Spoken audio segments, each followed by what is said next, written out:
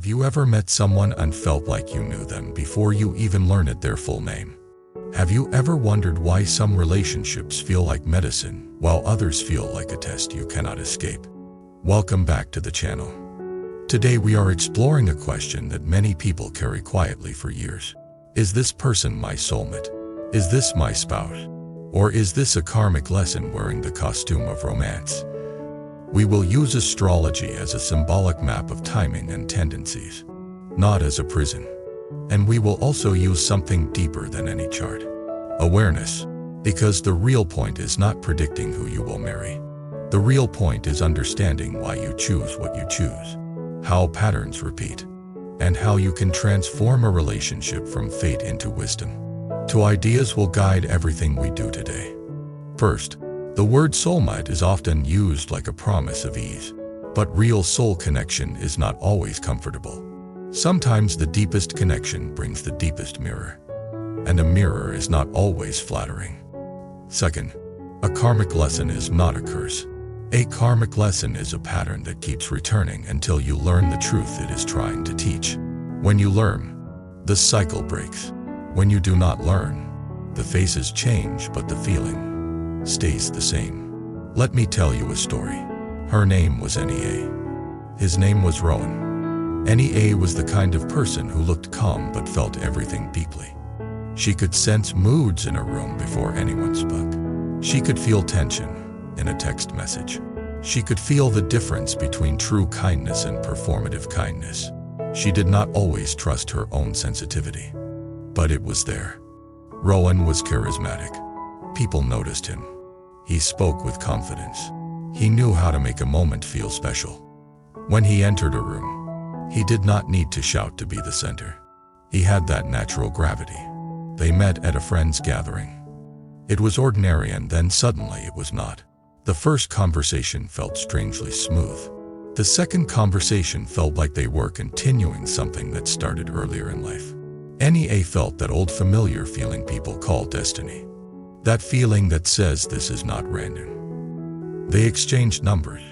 They started talking every day. Then they started seeing each other. Then they started orbiting each other like the rest of life was just background. Within weeks, Nea started hearing a sentence in her mind that sounded romantic but was also dangerous. I have never felt this before, so it must be real. That sentence is a doorway. It can lead to love. It can also lead to illusion. Because intensity is not always intimacy. Intensity can be chemistry. Intensity can be trauma bonding. Intensity can be ego. Intensity can be a craving for something you did not get earlier in life. But Nea did not know that yet. She only knew she felt alive. Rowan told her she was different. He said she understood him like no one else. He said he felt safe with her. He said he could see a future. Nea loved hearing that. Not because she was shallow. Because she was human. Humans want to feel chosen. Then the pattern began. Not as a big betrayal. As small confusion. Rowan would be warm. Then disappear. He would say good morning. Then go silent for hours. He would promise a date night. Then cancel last minute. He would apologize. Then do it again. He would praise her sensitivity. Then mock it when she asked questions. Nea tried to stay calm. She told herself he was busy. She told herself he was stressed. She told herself she was overthinking. She tried to be the cool partner, the understanding partner. But her body knew. Her sleep became lighter. Her appetite changed. Her mind started scanning. When a relationship makes you scan, it is already teaching you something. Nea brought it up gently. She said she felt uneasy when plans changed without notice. She said she wanted steadiness. Rowan smiled and said, "You want to control everything. Love should be free." Free. That word sounded noble. But it also became a shield. Because it let him avoid accountability while still sounding wise. Nea swallowed her discomfort. She did not want to be the problem. She did not want to ruin the magic. Then one night, Rowan said something that felt like a confession. He said, Every time things get serious, I feel trapped. I do not know why. I hate myself for it. NEA felt compassion. She said, "We can work through it. I am here." This is where many karmic lessons begin. You become the healer. You become the steady one. You become the rescuer. You think love means you stay no matter what. But the universe does not reward rescue. It rewards wisdom. And wisdom includes boundaries. NEA started noticing that Rowan would become vulnerable right after he hurt her. He would disappear, then return with a soft message. He would cancel, then share a childhood pain story. He would be cold, then suddenly say he missed her. It kept NEI emotionally hooked, not because she was weak, because intermittent reinforcement is powerful. The mind starts chasing the good moments like they are proof. NEA wondered if this was a soulmate connection. It felt cosmic. It felt fated. It felt like something bigger than logic. So NEA went to see an astrologer. Not because she wanted a prophecy, because she wanted clarity. The astrologer listened and asked for their birth details. Then he looked at the charts with a quiet seriousness. He said something NEA did not expect. This connection is strong. But strong does not mean safe. Strong does not mean lasting. Strong means it will change you. NEA asked, "Is he my soulmate?" The astrologer said, "Soulmate is a word people use to avoid responsibility. They want destiny to do the work. But the chart shows themes. You decide the outcome." Then he pointed to certain patterns. He described it as karmic activation, not as punishment, as unfinished learning. You have a pattern of giving more than you receive, a pattern of proving love through endurance, and he has a pattern of craving closeness but fearing it. Together you create a loop. You chase stability. He chases freedom, and both of you call it love. NEI felt exposed. She asked, "So what is the lesson?" He said, "The lesson is self-respect. The lesson is boundaries. The lesson is learning the difference between compassion and self-abandonment." NEA left the session feeling both relieved and sad. Relieved because her confusion had a name. Sad because she had hoped for a simple answer like "yes, he is the one." But the truth is rarely simple, especially in love. Now, I want to pause this story and decode what this means in practical terms. Because you do not need to believe in astrology to understand relationship patterns. Astrology is a language. The real content is human psychology and cause and effect.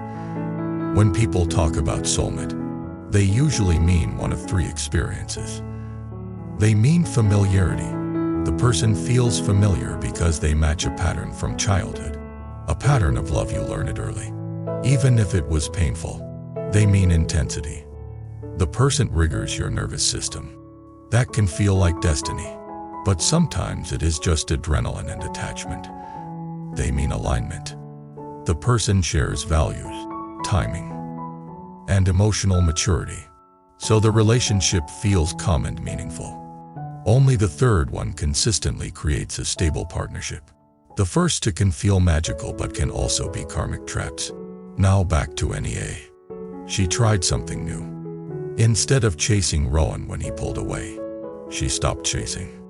She did not play games. She did not punish. She simply stopped. When Rowan disappeared for a day, she did not send 10 messages. She sent one. "I enjoy being with you. I want a relationship with respect and consistency. If you cannot offer that, I will step back." Then she did something even harder. She actually stepped back. Rowan returned quickly. He called. He apologized. He said he was overwhelmed. He said he missed her. He said he wanted to try. NEA felt the familiar hope rise. Hope can be beautiful. Hope can also be a chain. So she asked for behavior, not words. She said, "If we are trying, then we make plans and we keep them. If you need space, you say it. If you feel fear, we talk about it. No disappearing." Rowan agreed. For 2 weeks it was better. Then the pattern returned. A canceled plan. A vague excuse. A cold tone. A week of emotional distance. NEA felt the old anxiety return like a wave. She realized something painful. Rowan liked the idea of being different more than he liked the work of being different. This is a key, Ruth. Many people want the reward of intimacy without the discipline of intimacy.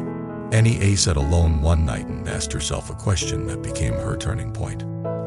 If nothing changes, can I live like this for years? Her body answered before her mind did. No. So NEA ended it. Not with cruelty. Not with a long speech. She said one sentence. I care about you, but I will not live inside a pattern that makes me smaller. Rowan reacted with shock, then anger, then sadness, then promises. NEA stayed steady. She did not argue. She did not defend. She did not beg him to understand. She left. The first month after leaving was brutal.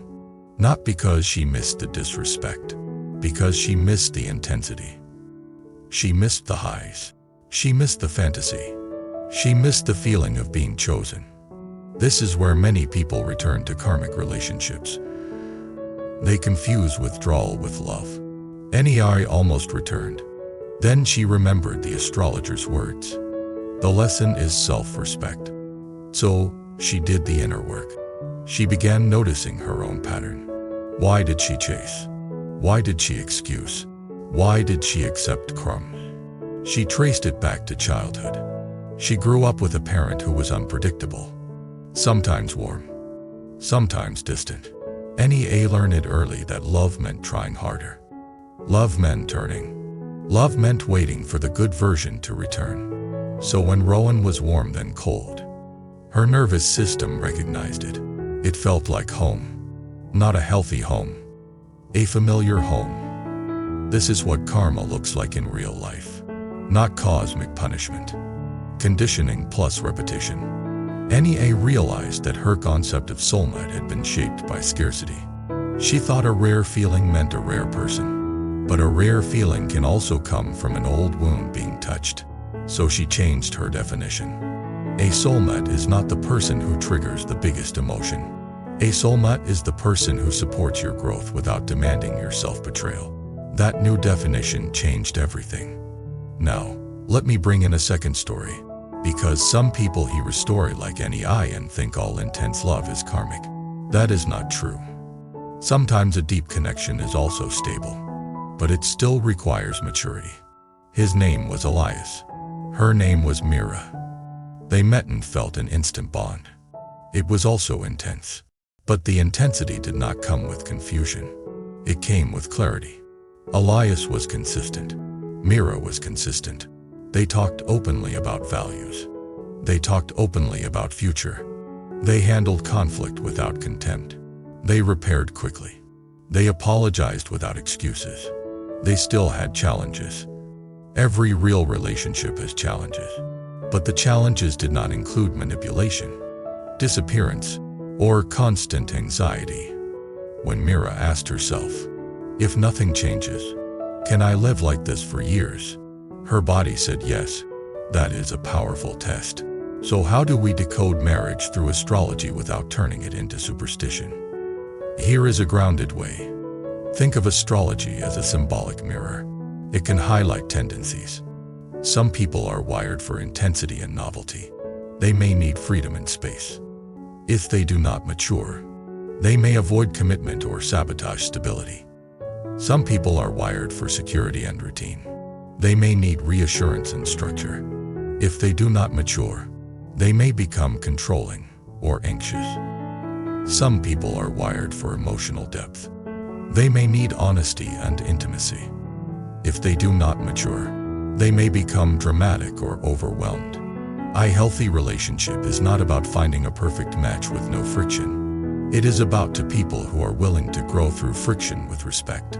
Astrology can suggest where friction might appear, but willingness decides everything. Now, let us talk about the different labels people use. Soulmate.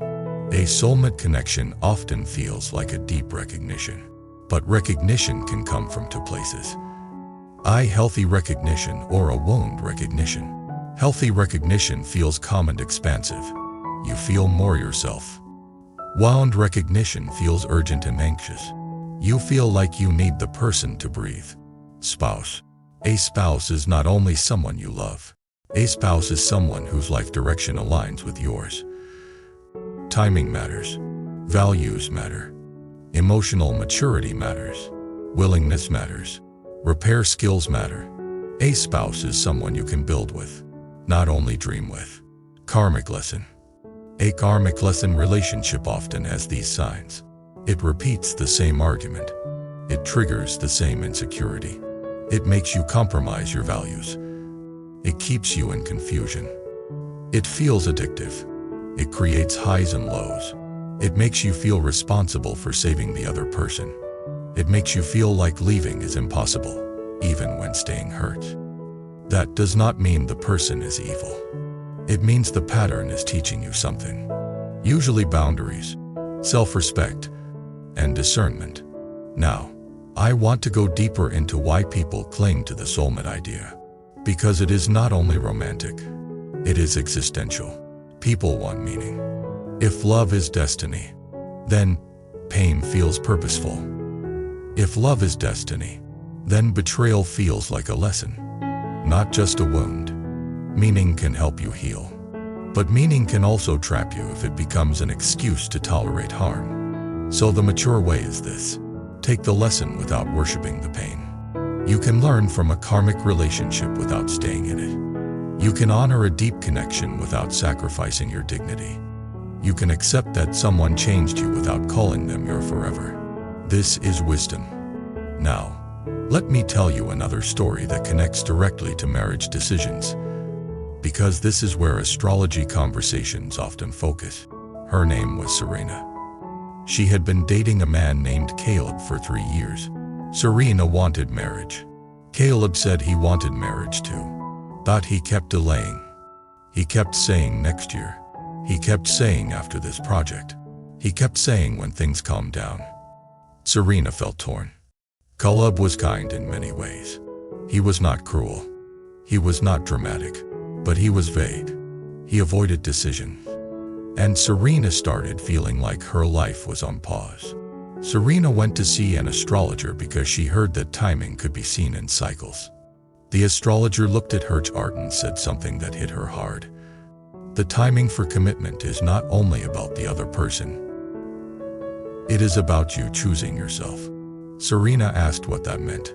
The astrologer said, "You keep waiting for him to choose, but you have not fully chosen yourself. You are afraid that if you demand clarity, you will lose him. So you accept delay. That is your pattern." Serena realized she was not only waiting for marriage, she was waiting for permission to feel secure. So she decided to change the karmic momentum. She asked Caleb directly, with calm, "Do you want to marry me within the next year? Yes or no?" Caleb panicked. "Why are you pressuring me? Why do you need a deadline?" Serena said, "Because my life matters. My timeline matters. I am not asking to control you. I am asking you to tell the truth." Caleb avoided. He said, "I do not know." Serena felt grief, but she also felt clarity. "I do not know" is an answer. So she ended it. Not because Caleb was bad, because Caleb could not meet her life. 6 months later, Serena met someone else. Someone who was clear. Someone who made decisions. Someone who communicated. Serena realized that sometimes the karmic lesson is not learning to stay. Sometimes the karmic lesson is learning to leave. Leaving teaches you that you can survive loneliness. Leaving teaches you that you can honor yourself. Leaving teaches you that your worth is not negotiated through delay. That is spiritual growth. Now, I want to speak to you directly. If you are young, you might think this topic is only for people who are ready to marry. But the deeper truth applies at every age. Every relationship is training. It trains your ability to choose wisely. It trains your ability to speak truth. It trains your ability to set boundaries. It trains your ability to respect another person without losing yourself. It trains your ability to handle rejection without becoming bitter. So, Even if you are not choosing a spouse right now, you are still building your relationship karma. The habits you practice today become your default later. If you practice chasing people who are inconsistent, you may later chase inconsistency as normal. If you practice ignoring red flags because of chemistry, you may later confuse danger with excitement. If you practice self-respect and clear communication, you will later choose partners who can meet you. This is why the soulmate question matters. Not because you need a label, because labels can hide patterns. Now, let us talk about the real signs of a healthy life partner.